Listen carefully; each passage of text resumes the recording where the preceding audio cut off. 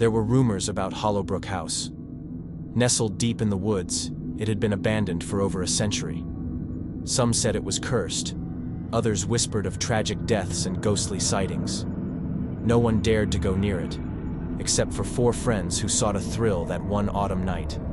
Lila, Tom, Sarah, and Ethan had heard the stories, but like any group of thrill seekers, they brushed them off as local legends. They wanted to prove that the stories were just tales spun to scare people away. Hollowbrook had become a challenge they couldn't resist. As they stood at the foot of the massive, decaying house, a chill settled over them. The house loomed tall, its once grand facade now overtaken by creeping vines and shattered windows.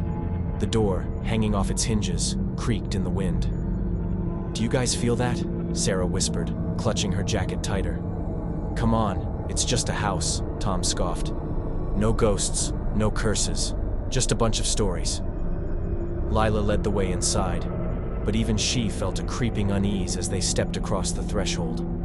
The air was thick, stale, as though it hadn't been disturbed in years.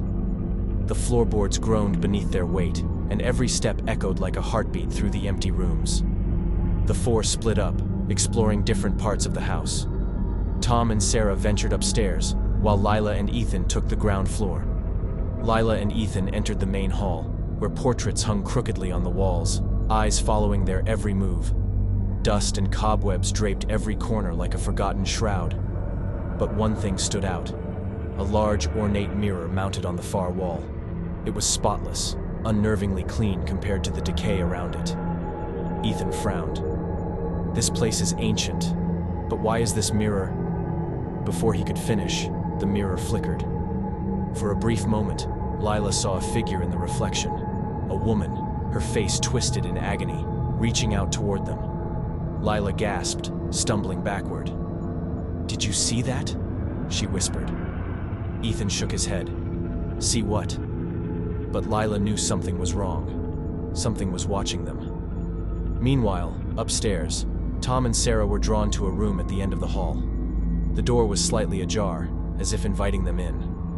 When they stepped inside, they found an old journal on a dusty desk, its leather cover worn and faded. Sarah picked it up and opened it, revealing pages filled with frantic scrawls and dark symbols. "This belonged to the last family that lived here," Sarah murmured. "Listen to this. The house has claimed them all. My wife, my children. I hear them even now, in the walls. We are cursed. The mirror holds the truth. But beware. It will show you more than you want to see." Before Tom could respond, a loud bang echoed through the house, followed by the unmistakable sound of something heavy being dragged across the floor. They bolted from the room, heartbeats pounding in their ears, and raced downstairs to find Lila and Ethan. "What was that noise?" Tom demanded. Lila, pale and shaken, pointed to the mirror. "I saw something in there. I think it's watching us." Ethan stepped closer to the mirror, his reflection distorted in the dark glass. "It's just a mirror, Lila. There's nothing here." But before anyone could stop him, Ethan pressed his hand against the cold glass, and that's when the house responded. The mirror rippled like water, and with a deafening crack, Ethan was pulled inside.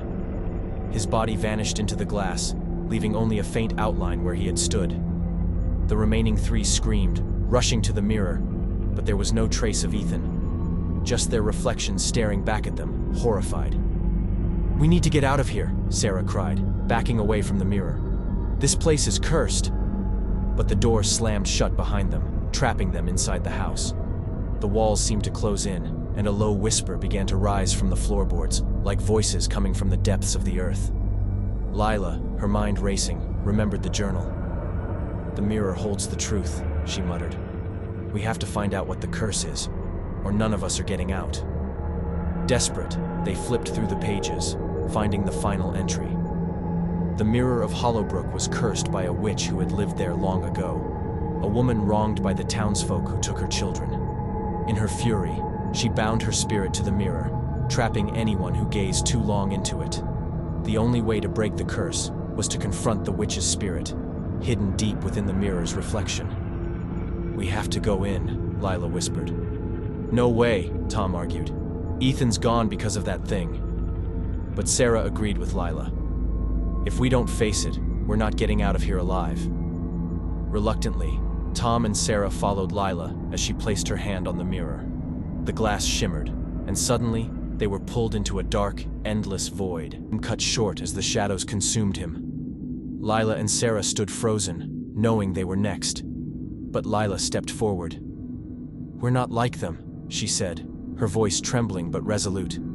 "We didn't take your children." The witch paused, her eyes narrowing. For a moment, the anger in her face flickered, replaced by a deep sorrow. "No, but the house demands sacrifice. Always." Lila, sensing the truth, realized that the house itself was cursed to forever feed on the souls of the living. The witch wasn't the true evil. It was the house. The spirit of Hollowbrook had trapped them all in a cycle of death. Summoning her courage, Lila took the witch's hand. "End this.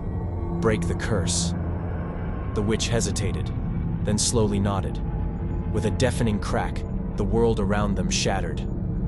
Lila woke up on the floor of the real Hollowbrook house, Sarah lying unconscious beside her. Tom and Ethan were gone. The mirror, now cracked and broken, no longer reflected anything but dust. Lila helped Sarah to her feet, and they staggered out of the house into the pale morning light. The curse had been broken, or so they thought. But as they walked away, Lila glanced back at the broken mirror and saw, just for a second, the flicker of her own reflection, smiling back at her. The house wasn't done with her yet.